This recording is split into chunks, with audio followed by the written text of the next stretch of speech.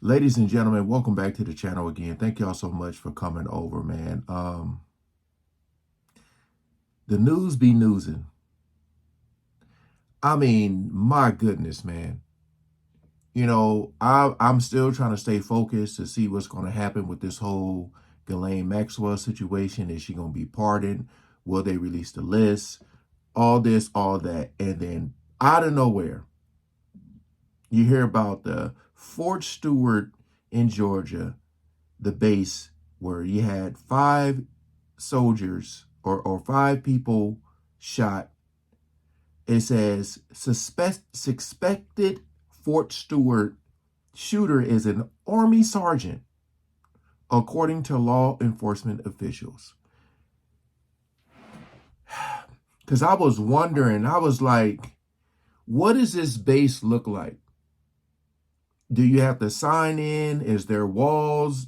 Can you just go in and out as you please? Like what does this look like? I was like, was this done from the inside? Like, come on, man.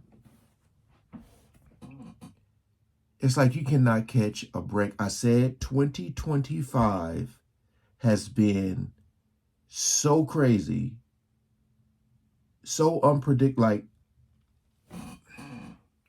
we ain't gonna waste no more time. Let's jump right into it. I want to bring in John Miller, our chief intelligence and law enforcement analyst. You found out, John, that this was a soldier just a short time ago. We're learning this is an Army sergeant who is suspected of being the shooter in this case. Tell us a little bit about what you're learning.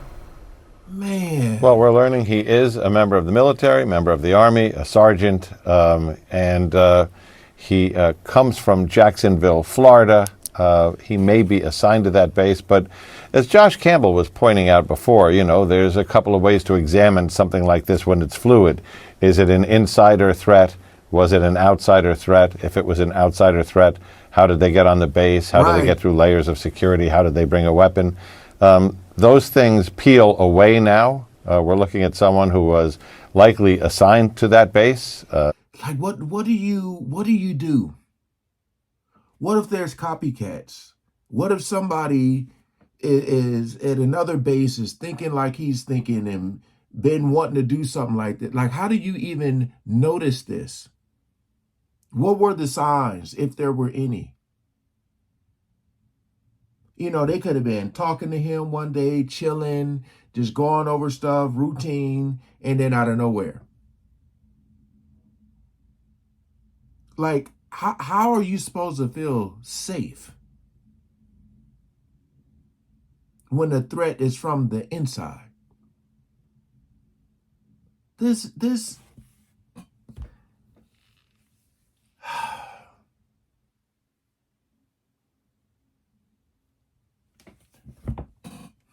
as Juliet points out, likely knew the people who are the victims in this case. That's not certain, but it's just as likely that he had intended targets because of the limited number of victims here and the fact that apparently he was somebody who was authorized to be on that base. Damn. Question still to be resolved. What was the issue behind this? What is the motive? This is an individual who is known to law enforcement from a couple of recent encounters. That could be a factor. It may be unrelated. Right now, the FBI is sending a team from the Savannah Resident Agency to meet with Army CID, Criminal Investigative Division, to work on a joint investigation to peel back what do they have in terms of witnesses, what do they have in terms of who knows what the motive may have been, and what, if anything, the suspect is saying since he is in custody. And speaking to that, Chief Ramsey. So he's still in. Yeah.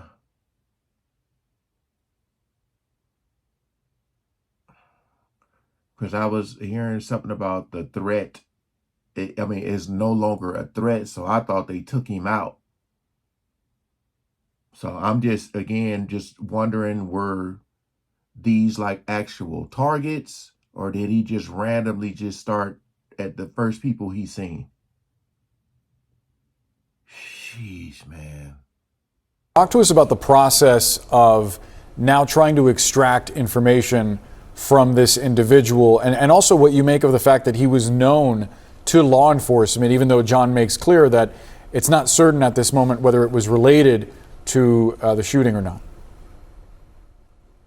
Well, as far as the individual goes who's in custody now, the sergeant, depending on whether or not, I don't know if John knows this or not. I know he's in custody, but was he injured at all during the arrest? Is he willing to talk? Because he does have Fifth Amendment rights where he may not talk, but they certainly will be interrogating him to try to find out more about him, the motive, and so forth. Previous contact with police, under what circumstances? How did that happen? What was going on at that particular time? You know, there's still a lot of questions in the general raised as to how he actually had access to a firearm. You know, I would presume, since it sounds like he lives on the base, but how did he get access to a firearm? What kind of firearm did he have? Where exactly did this take place? When you played the tape from the 911 call, I'll call it, but the emergency center, and they were dispatching the medics, and they said that the area where the wounded were was secure. Well, that tells me that it's either a warm zone where they were able to get in there and actually provide some emergency medical, or he left that area after the shooting and he was apprehended somewhere else. So there's a lot of information that we don't have right now, but I'm sure at 3:30 we're going to get filled in with a lot of detail. And John, you've done a great job in providing us with a lot of information that we probably would not otherwise have had. Yeah, and let's just ask John before we get in a quick break here. Do we know anything, John, about the physical condition of the suspected shooter here? So we don't know if he was wounded or injured in this, but that he is in custody and that he is not among the fatalities as far as we are told. And again, we're at a preliminary stage here, even still, because, you know, right now, until the FBI gets on the scene and takes over the law enforcement function, the people in charge on the ground are local law enforcement and the military, and they've been fairly guarded about things like number of victims and their specific conditions. Let's bring in Al Williams. He's a Georgia state representative who represents that area, Liberty County, which is where part of Fort Stewart is. And talk to us a little bit, if you wouldn't, Representative, and we're incredibly sorry for what your community is going through. Talk to us a little bit about what you're learning and what you're thinking as you're finding out that the suspected shooter is an Army sergeant. Well, thank you so much for having me. Sir, our prayers, my prayers, and the prayers of those who live in this district goes out to the family and the families that are involved. And certainly we're very disturbed by this. The 2nd Armored Brigade is one of the leading fighting brigades in the Army, and they train. But it's very obvious that the Army was very prepared for the situation this morning by their quick action. The Liberty County Sheriff's Office and Hinesville Police assisted. But we've heard that there, of course, 5 people have been shot. We don't know the seriousness of their injuries. We do know that 2 have been transported to Savannah for a level 1 hospital over there. We also know that the shooter was a sergeant. This is heartbreaking. I mean, these are the folks that protect us. And so we're heartbroken by that. But this community is very military oriented. We have the highest percentage of military connected citizens in the entire state of Georgia, between retirees, those that are on active duty, and the families and spouses. So it affects us. And so many of them live out, so there are relationships here. But we thank the Army for the swiftness of their actions to capture this person. In less than an hour, all of this was done. This is the way the Army operates here. And when you hit a fort like Fort Stewart, it's not long. All right, man. Just looking at some comments here. The endless cycle. Shooting take place. Reporters shed light on the problem.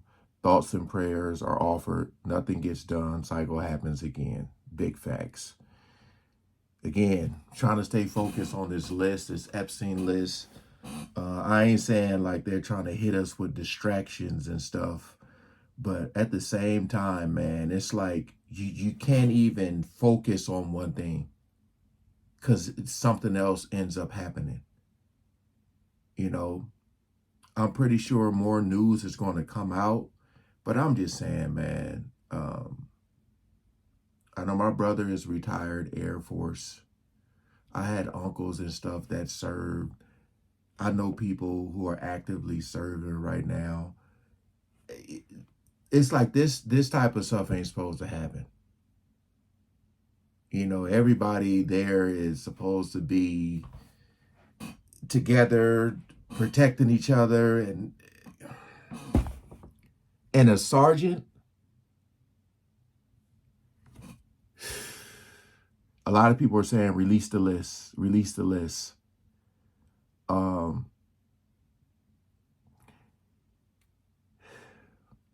It's crazy too because I'm watching this video and it's on CNN and someone's going to be in the comments talking about fake news. I'm looking under this video. You got Fox News, you got NBC, you got NBC, another Fox News. Everybody's covering this. All right. This was the one I seen that was the most recent. But look, comment below. This is crazy, man. This is stuff you don't think you're gonna wake up to and see in the news. It's getting crazier and crazier, man. I will stay tuned on this story. I mean, stay close to this story to see what else is going to come of this. Is he going to talk? Is he going to say anything? Wow. Like, what was the damn motive, man? You know, does he have a family? What is his family? Like, think about all the time you put in to become this, to become a sergeant. And this is,